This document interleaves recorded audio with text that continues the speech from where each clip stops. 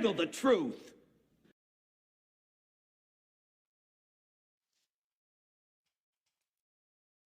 What is going on, everybody? Welcome back. Welcome back. Thomas Freeme and the Thomas Freeme TV and podcast show coming to you live tonight on the wrong screen. Swap. Bam, there we go. Demetris will not be with us tonight. That's why I went to the live screen. I was a little discombobulated. He is in the process of moving and taking a little time off. Like I told him, sometime maybe I want to take a night off and let him run a show, So he's moving, he's doing his thing, man. We moving, we doing our thing. And this is Thursday night. Get right. Blessings. Welcome. Thank you for joining, tuning in. Again, many blessings going out to all those that are inflicted by everything going on, man. Like, what the hell is going on in our country? My goodness, up in Ohio now. Pray for those up in the Ohio area, man, dealing with the train wreck from East Palestine. We had a fire down here in Florida, South Florida today, man. Like 5 acres of plastic bottles being burned. Like, man, what is going on around here? All these food processing plants being burned up, chickens being killed, ducks being killed. Man, what the hell is going on around here? But we're gonna talk about something different, man. We're gonna flip the script a little tonight since I'm riding solo. I'm gonna be talking about. I had a request from a loyal subscriber and follower, and she requested that we talk about prison programs and such, and the returning citizen. How much do they help? How much do they hurt? Do they exist? All of these things. So I'm going to get into a little bit of that. And we're going to talk about programming, prison programming. How much help is there really inside for prisoners? It's a complex discussion because each prison is ran by a warden, and each warden has their programs that they want implemented. Some wardens don't want any programs implemented, so it varies. This was the crux of a lot of our issues inside, specifically with me, and the difference between the feds and the state, right? With the feds, you're able to move around a little bit more. There's more funding, there's better programming, things of that nature, better skill trades to be learned, things of that nature. So I'm speaking from a federal experience, but I did do some state time back in the mid-90s. But a lot of my experience with the state and what I'll be sharing with programs come from other individuals who are currently incarcerated now. And a whole nother factor to this is COVID, right? COVID threw a factor into all of this as well, because you had people that were waiting for years to get into a program. And now when COVID came, that program either got shut down or they couldn't get into it. So let's talk a little bit about the difference between the feds and the state. First and foremost, I always have to give notice to the fact that state inmates have no air conditioning, right? We made a big deal about Brittany Griner being over there in Russia, cold, or her dreadlocks freezing off, and she had to cut her hair because, my goodness, it was so cold. But every day down here in the southern border, as hot as it gets, it very rarely gets cool. So every day they're down here with no AC, 2-3 bodies sometimes in a cell, or if it's open bay dorm, the best that you got is ceiling fans. Which I think the states down here most is open bay dorm, and then they have annexes, and I believe the annexes have air conditioning, but again, I'm not too sure on that. I was actually in part, because annexes they weren't there when I was in the state. I was actually part of building the annex in DeSoto, CI, out there in Florida, the one that they got now. So, and then as I was saying with the feds, it's a lot easier to move around. The federal government, you could go anywhere in the nation. They can send you anywhere in the nation. and you can put in for programs to be transferred, special programs, government funded programs. You can put in for transfers to go there. Certain skilled programs, maybe leather working, welding, HVAC, things of that nature. You can put in to go for prison transfers to go to these programs. State, however, is very, very hard to move around. When you're in state, when you're in a prison, you're in that prison. And you could be in that prison for 20, 30 years, go through 4 or 5 different warden changes. So it's a lot harder on state inmates, I believe, in my opinion, to get that consistent programming because there's so many disruptions. There's so many disruptions. And then as you get up into higher secured institutions, maximum security, max high, medium high security, around in that borderline, is very hard to program in these institutions because they're constantly going on lockdown. And those wardens are more penal minded. They're more not so much about programming, but more about locking these individuals down and just keeping them in their cell for much, as long as they possibly can. So then you have two different types of programming. You have, your institution ran programs, and then you have inmate ran programs.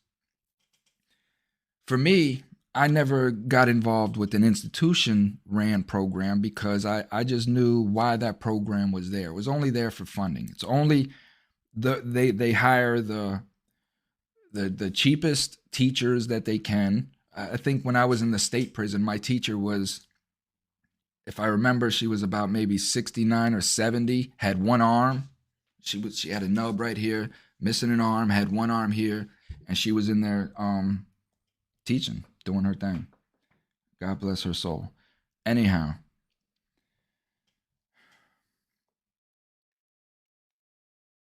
when we get into the inmate programs, those are where the true changes occur, in my opinion. An inmate that takes the initiative to create a program and get it approved by the institution takes a lot of work.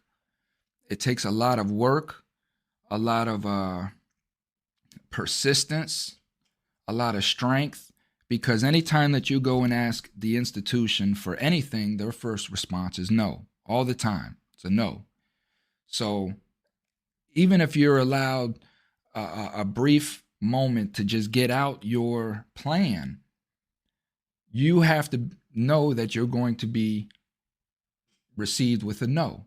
So it's breaking down these walls to finally get a program implemented inside of an institution. This is an individual who wants to teach. This is an individual who wants to teach. So when we see other inmates going to that extreme to have classes and run classes, we go to them. We go to them just to support them, even if we're not paying attention, but we go just to at least support to fill up the classrooms. So when inmates are in charge of running things, we know that the care is there. I think a reason why a lot of us don't go into state-ran programs is because we know that it's not fully there. The care is not there. It's only there because, one, the state has to have some sort of educational system in there to call it a rehabilitative center. That prison is about rehabilitation. So they have to have something, books, something, right? So they have these programs in there just to tell the public, yes, we have programs in our prison. We have these. This is what we have on the books. But when you get into it, it's really it's a hangout. It's a hangout for individuals. Depending on the compound, maybe they don't get to see each other that much on the compound, so they go to school so that they can hang out in school. But change is not occurring in state-ran programs. The change is occurring in these inmate-ran programs. And what I have been seeing a lot more of is inmates taking the initiative and forming groups, um, power groups, talk groups, oversight groups. And it has reached out. And I did an episode not too long ago about Centinela Prison out in California, where, and I believe it's all prisons out in California, where they actually have a committee with the inmates inside and the inmate's family on the outside, be it their spouse or parents, are part of this committee that they communicate with one another about the runnings of the prison, that then they can set up an actual meeting to go in with the board of the prison and discuss some of these issues. These are steps that we have to take, and this is what I'm talking about when I say that we, the community, have to start getting involved in our education system. We have to start getting involved in our prison system. We have to start getting involved. We have to stop sitting on our couches, making sure that these prisons are producing the education that they're requiring, that they're getting funding for, making sure that this funding, we have to start checking the books on these things. And I know when I bring this up, a lot of people start saying, well, how can we? Because in the case of Miss Paula Kinsu, you know, all the emails that she's been sending me, we're caught with roadblocks every time we try to seek information.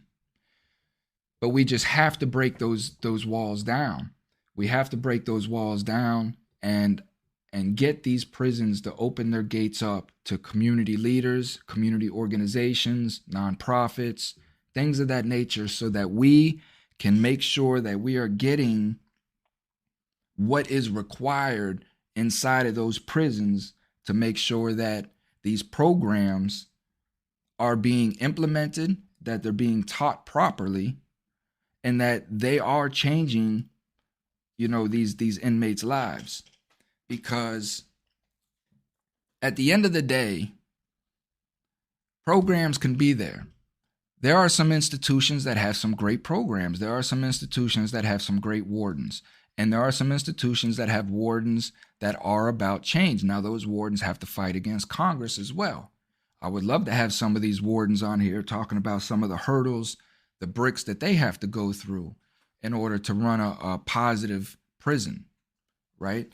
So at the end of the day, those programs can be there, but if the individual themselves are not ready to change, the individuals themselves are not ready to change. You know, I just had a great episode I'm editing now, Get Out, with Miss Penny Pierce.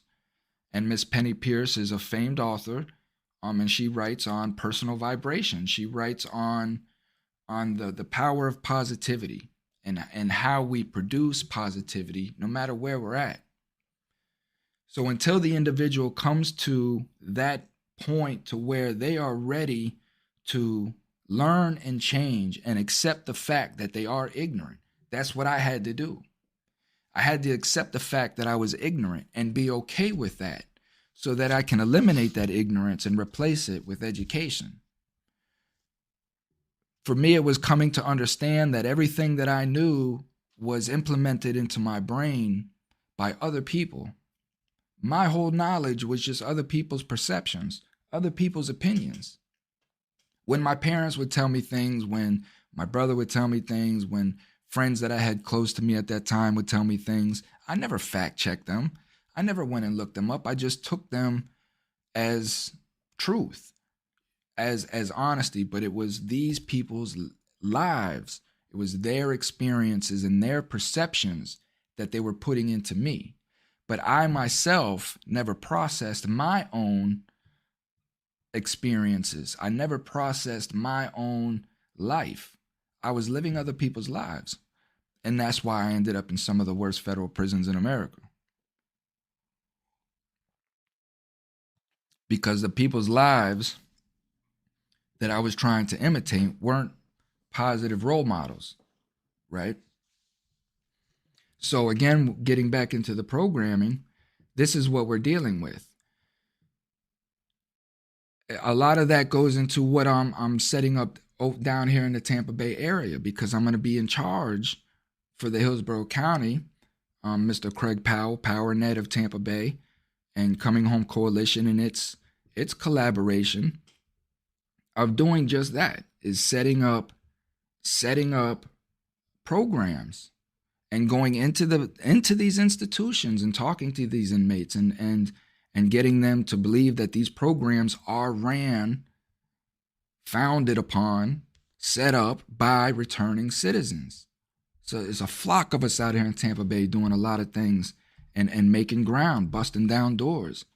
And that is going to change the culture of how the prisoner does their time, I feel, because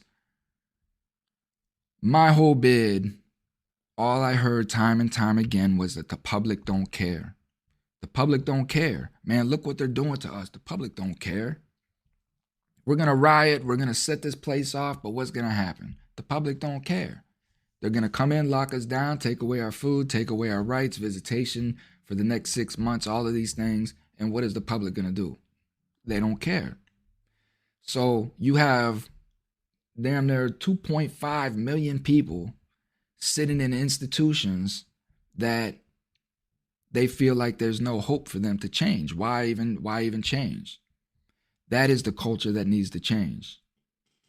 Gothic Harley Quinn, there is fear of passive retaliation. Now that's a powerful comment, because that is part of the programming as well, right? The fear.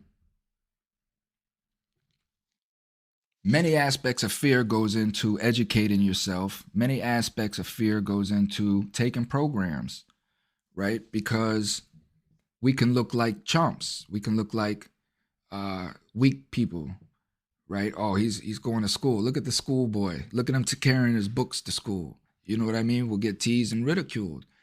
Things of that nature. That is again falls on the person. Are they willing and ready to cut ties with that life? Because that's what you have to do. You have to sever that life. You have to let go of that life. You have to let go of the machismo within that life. You have to let go of the pride and the ego and everything that life embodies. You have to let that go, right? So yeah, as you're walking across the compound with your notepad and stuff like that, people, your homeboys are going to tease you because they're not doing it. And therein lies the fear. The fear of your homeboys seeing you become something that they have lost hope in, right? There's a lot of fear. There's a lot of fear that goes into taking programs, you know. But it's on the individual.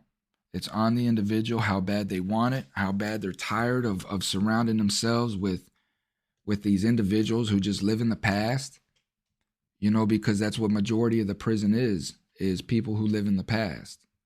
That's all we have. We have no present. We have no future, most of us, you know. Very slim individuals have a future that they're talking about inside. Most of the people just tell the same story over and over and over again because it's all they have. They'll have pictures of them and their homeboys and girls and chicks and cars and clubs, and they'll have it smeared all over their lockers and their billboards and everywhere they can, under the bunks when they're laying down.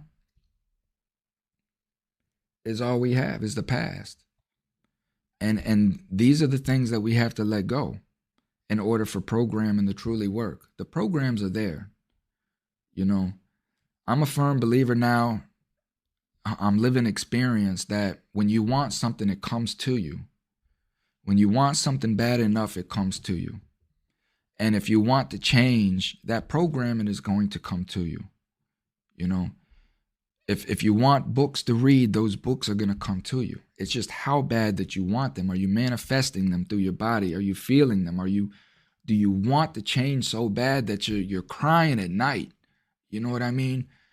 That is the brokenness that man has to come to in order to change how we see things. Because at the end of the day, it's about appreciation. You know, it's about appreciation. I had to appreciate life. I had to understand why I was here. I had to understand what my purpose was. I had to understand um that I had purpose, that I was somebody special. And in order to do that, I had to let go of my past. And in order to do that, I had to stop hanging around individuals that were talking about past.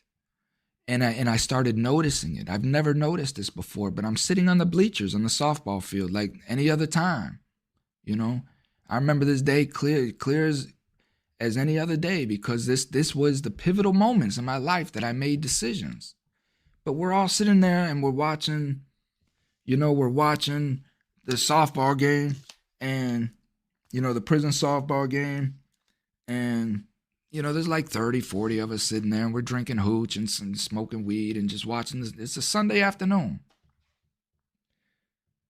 And I'm listening to people's stories, and I'm just sitting there in my mind. I'm like, as the dude's telling me the story, I'm saying like, dude, you've told me this story, my goodness, like 30 times. Every time we come out here and drink, you're telling this damn story, and I just started realizing, like, I turned to my right, same story. Turned to my left, same story. Drugs, bitches, money, running the town, VIP, all of this nonsense. And I just started telling myself, like, man, this ain't me. And I don't want to live like this. I don't want to live like this. This isn't me. I'm more intelligent than this. I'm better than this. I'm better than sitting around telling her war stories about where I've been and what I've done, And I just started thinning them dudes out, and it wasn't anything disrespectful. Good evening, Don Draper. Good evening, good evening. And it wasn't anything disrespectful. I didn't think I was better than them because I'm in the same place that they're in. I started to understand that I was them and that they were me, and that they chose not to progress. But why? Why not choose? Or, why choose not to progress? And I'm just sitting there, and I'm like, bracelet just popped off. And I'm just sitting there, and I'm like, why choose not to progress? And all of these childhood rhymes and nursery rhymes and whatnot just started coming to me, like, ignorance is bliss, and the story with the squirrel and his nuts and the cricket out playing in the snow and all this stuff. All of this stuff started making sense, and ignorance is bliss. And when it comes to programming, some people, going back to Miss Harley Quinn's comment on the fear, are scared to learn, right? Because ignorance may be a manipulation of theirs. Maybe there's people in their lives that are so that are inhibitors to their ignorance, constantly coddling them, constantly making excuses for them, constantly getting them out of trouble and weaseling them out of things. And when they get in with the dope man in prison, they're sending them money to cover it. And so you have that. Why would he want to change? And these guys, they sit in there and they play dominoes all day, and they run around, and they work out all day, and they do absolutely nothing to educate themselves. You have individuals in there like that who invest their time in building their bodies so that they can finesse a woman, then build their brains and finesse CEOs and build businesses, right? Because we're scared. We're scared that we can't achieve. We're scared of failure. We've been failing our whole life. We've been told we've been failing our whole life. And I got caught up in that stuff. I got caught up in that stuff, in the physicalness. And that's always been an issue of mine, per se, is physical attractions. That's why every one of my relationships have turned toxic. That's why I'm taking a step away from them, because I have to fix that toxicity within me and understand that relationships are more than physicalness. And every one of my relationships was built off physical. It was passion, it was physicalness, and that wears off. And we don't understand that, right? And we're setting ourselves up for failure when we're inside under that type of mentality of coming home and winning a woman with our looks, our bodies, things of that nature, because it wears off. And these people quickly realize that we're not going anywhere, and our bodies and our looks only last so long. Got a couple questions coming in. So Gothic, the public and the guard are ignorant too, though, to an extent. Well, that's an important aspect as well, because there's no leadership. There's no leadership in a prison structure. You don't see guards that are intelligent. You don't see guards that are in control of their emotions. You see animals. These guards are just like the individuals on the other side, only they have uniforms. Kind of like what we saw up there in Memphis, Tennessee, with the cops that beat that poor kid to death. Rest in peace, Tyree. So that's a very good point in itself. The hostility and all that goes inside. And then Mr. Don Draper, how accessible is quality reading material in the joint? That's another very good question. And it's difficult for me, Mr. Don, to answer that now in today's schematics because of COVID, right? And they're they're making everything electronic. So they're trying to go paperless inside of prisons. I don't know how accessible people are to actual physical books anymore. This is another dangerous thing. Dangerous thing. I'll get into that in a minute. But as far as the reading material on their iPads and JPays, I don't know how accessible they are and how censored they are. Right? So it's always reflecting back on my time, it has always been hard to get the material that I wanted. And that was the manipulation that I got into, because my thirst for knowledge, right? When I expunged myself, I squeezed that sponge and all that crap came out of me, and I let the sponge go. Of course, what happened? That sponge wants to suck everything into it. So not only was I wise enough in that moment to understand that now that I displaced all that bad information, I have to be very careful of what I put into my brain. I pick and choose, and I verify, and I research, and then I say myself, I believe this. This is going here. So after I started putting those pieces in, I was thirsty. I wanted to read everything.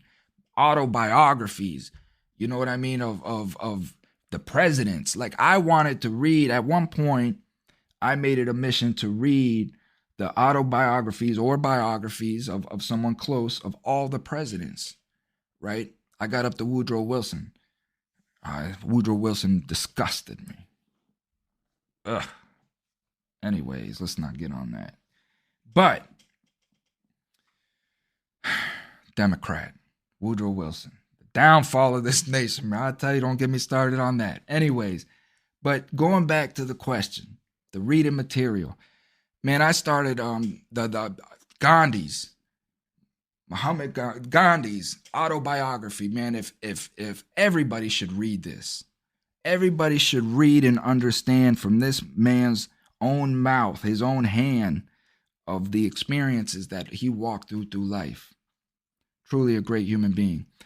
The works of Plato. These were books, and these books are not in prison, to answer your question, Mr. Don, right? These books are not in prison. So my hustle, right, was the fact that I build my body up, I go work out, and then I'll go take some flicks. They'll take pictures of you inside. I'll get those flicks. It takes like 2-3 weeks to get your pictures back. And then I put them on a pen pal site, right? And I would get boatloads of mail, right? And then when that mail comes, they're asking, is there anything I can do for you? Can I get you anything? And I wasn't into hustling for money. I wasn't into that anymore. I was thirsty. The only thing on my mind was books. And when I'm reading these books, I'm going into the end and I'm looking in the indexes. I'm looking at the sites. I'm writing down those books. I had a book list. I would call my mom and my pops, and I'd be like, man, order me these books, whatever they couldn't order.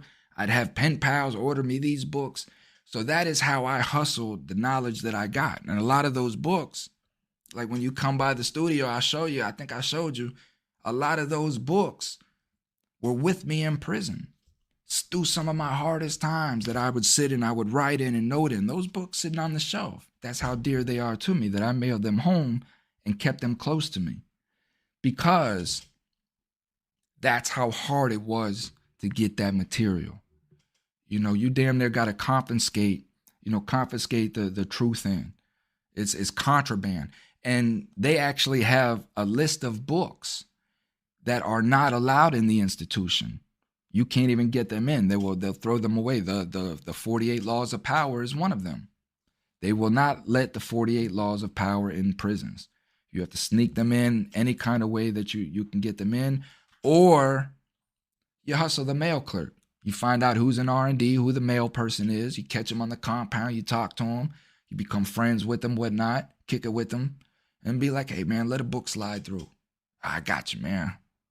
Let me know when it's coming through, and I'll look for it. Just pass it on through, Relationship building, networking. That's what we do in prison.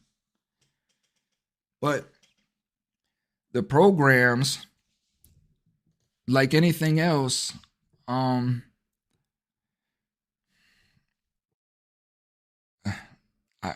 can say that there was no programs that helped me. There were no programs, and I took a lot of programs, but I took them specifically for, which is another aspect of programs, certificates, right?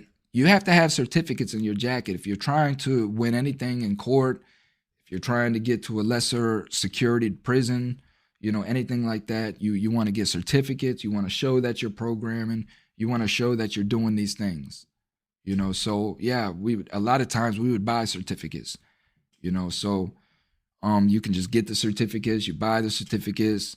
You go to the classes to get them, however you get them, but the agenda and the motive behind that is just to get those certificates for your jacket.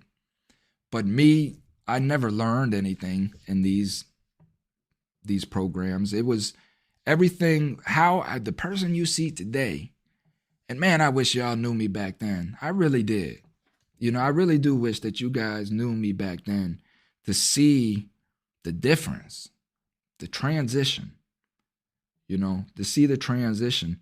But who you see today was built solely upon the fact that I wanted to be a good person my whole life. I just wanted to be a good person.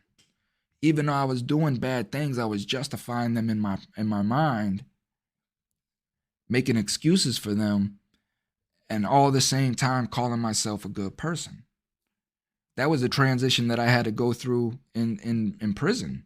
Was to stop calling myself a good person. I wasn't. And be okay with that. Come to grips with that. And be honest with myself. I'm not a good person. I lie, I cheat, I steal, I beat people. You know what I mean? I do all these things. That's not what good people do. So it was stop justifying, stop making excuses, stop calling myself a good person, because that stunted my growth. When we say that we know something, right? There's no room for growth there because we already know it. So our mind isn't looking to expound upon that. It's not looking to grow. So when we're sitting here saying, I know, you're not learning anything. So when I'm sitting there saying, I know I'm a good guy. I know I'm a good guy. What you talking about? Man, I'm a good guy. I'll never be a good guy. So I had to transition that and bring that into the fact that, you know what? I want to be a good guy. I do. I truly did. In my heart, I wanted to be a good guy. I wanted people to speak positive about me. I wanted people to come to me for comfort. That was the biggest thing about me. Always has, always will be. I'm a creature of comfort. I like people to be comfortable, mostly because that's where I'll get their honest self. I'll be able to read a person much more easily when they're in a state of comfort, and versus when they're on guard. So I'm always trying to make people comfortable, but that was the transition for me. And I just went into the programming myself. So at the end of the day, yes, programs are available for the individual that wants them. They will bring them into them, I'm praying that my coming home coalition continues to grow and continues to gain support with these officials as I speak with them. Every official I speak to, I blow them out of the water, you know. So I just hope that I continue to grow at that point, and we can establish that link. This is the link I want to establish, a link between our community and our prison. You know, there's absolutely no reason why a dedicated nonprofit should not have access to the prison to get inside, implement programs. Um, I'm seeing a lot more of that. Thank God. I am seeing a reprieve. I honestly am. I've never heard criminal justice talked about so much on the national scale. I've never, um, I've never seen so many uh, legislators and representatives hollering about programs and actually listening to us, you know, and not listening as far as placation, you know, because I still see a lot of that, you know, listening because they don't want to be the one to say, why are we listening to this prisoner? So we'll just smile at him, you know. Yeah. You just want to reach across the table and just smack them. But I'm seeing a lot less of that, you know, honestly and truly. And people really do want to get into the crux. But as always, we got bigger fish to fry, right? Man, that used to always piss me off, man. We'd be sitting in prison and we'd be waiting on a bill to come up, parole, anything. And as soon as October, something came around, something would happen. Some big national event would happen and shut down the Congress, and our bills would be just thrown away. Man, that used to happen time and time again. Gothic Harley Quinn, how about the local high schools getting involved in some way?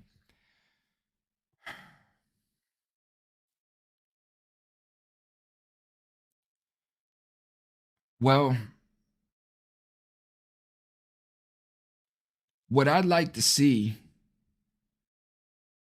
what I'd like to see is some sort of program. I don't know.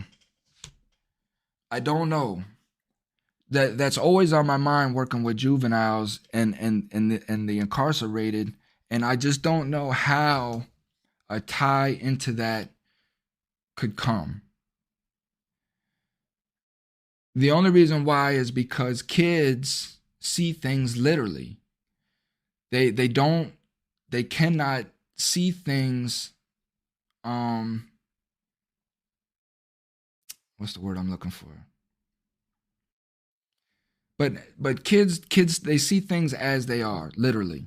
And for me, like these scared straight programs, bringing kids into prisons, all of these things, they don't work. They don't work. What I had a discussion not too long ago. What I'm trying to do, because what people have been trying to do is get the public to understand solitary confinement. Let's use this, right? So it's trying to get the public to understand solitary confinement. So they build these mock cells, things of that nature. But at the end of the day, when a public citizen goes into one of these cells, they know they're going right back out. And they don't stay in there but maybe 30 seconds, right? They don't get the essence or the feel. It's just like walking into an empty room to them. They don't get that pressure. They don't get that sense of the walls closing in on them.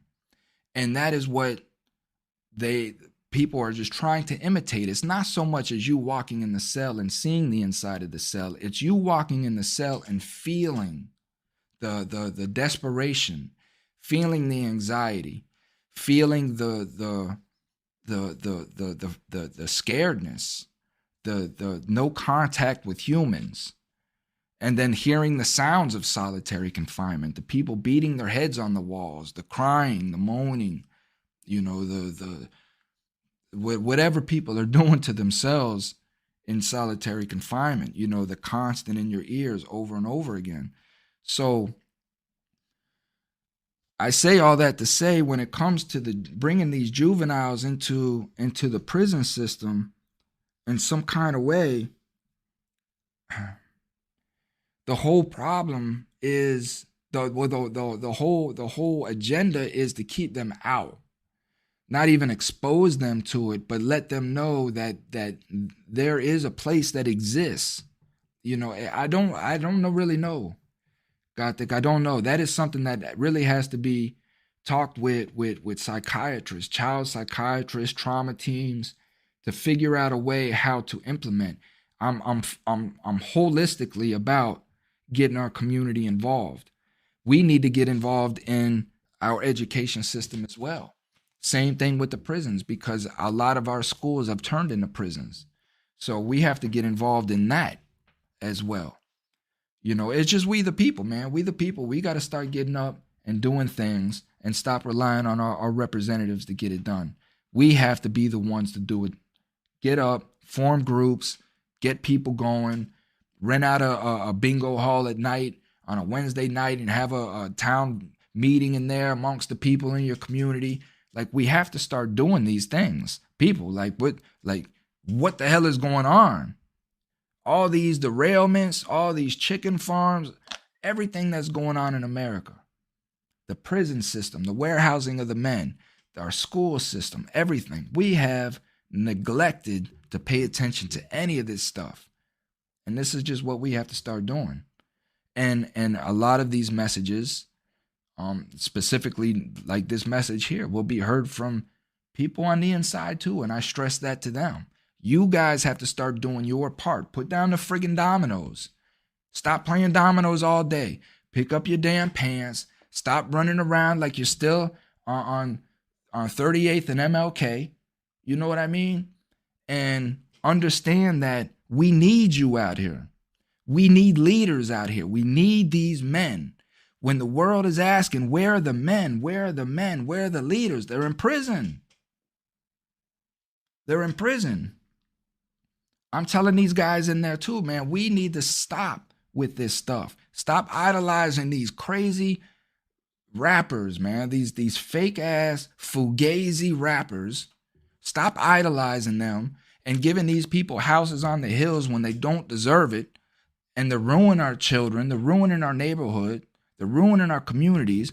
We need to stop idolizing these people and start idolizing individuals that have done things with their life. Done things with their life. Before I leave on this note, I heard Charles Barkley speak not too long ago about him going into different schools.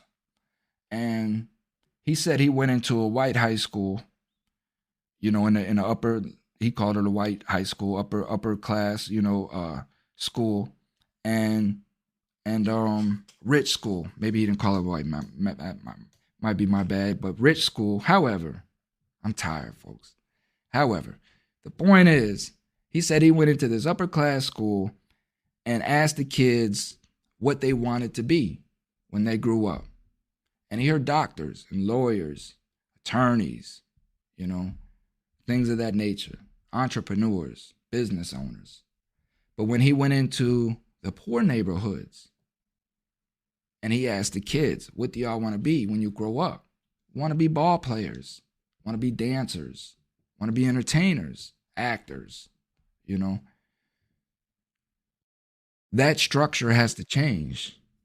That structure has to change because that carries over into the prison industrial system, as these kids that have that mentality now are becoming adults and realizing that a lot of those dreams were just dreams. That it's not a way out. That way out is slim to none. And now that they're adults and the world is expecting them to produce, maybe they have a couple children. This is where the problem starts to ensue at. Right? This is where they start picking up the drugs. They start idolizing their neighbor who's driving, these big cars and things of that nature. Probably not even knowing that the dude driving the big car is a federal rat, and he's just out here slinging dope left and right trying to set people up. But that's all I got, really, programs. They're there. They definitely need to be enhanced. They need to be improved. They need to be inmate ran. They need to be approved by community organizations, because at the end of the day, these people are coming back into these communities. So I think we should have the say in what kind of programs they should have. And again, these are a lot of my goals here at Coming Home Coalition, is implementing community into the prisons, right? So I didn't say it at the top, but please do so now. Visit www.cominghomecoalition.com. Visit Project Start Fresh, my beautiful co-founder, Miss Yvette Harvey's project to take one individual from homelessness to self-sufficiency. And she's been doing a remarkable job with her first client. I mean, this dude is soaring. Really, really, really doing great. Still needs a lot of help. We have a raffle coming out. That raffle is going to be, what's today? Today's the 16th. We'll do the raffle somewhere around this time next month. Raffle for the Tampa Bay Rays tickets. You can win you free Rays tickets and support Eddie and becoming self-sufficient and getting back to his life, getting his kids back into his life, doing all the things that we want to do. So www.cominghomecoalition.com, Project Start Fresh. That's all I got, peeps. Blessings, man. It's scary times out there, I'm going to have this episode with Miss Penny Pierce out, and I do recommend that you guys listen to it, man, because it speaks a lot on how to stay centered in these times, how to stay grounded, how to stay focused, and to do away with the distractions around us, the multitude of distractions that are frightening us. So very important episode. I'm going to try to get that out, finish getting out the episode with Temujin. And we'll see you Saturday night, man. God bless. Stay peace and love. And if you haven't heard it from anywhere else, you can hear it from me. I love you. Stay strong. Stay safe. Thomas Freed me. I'm out. Peace.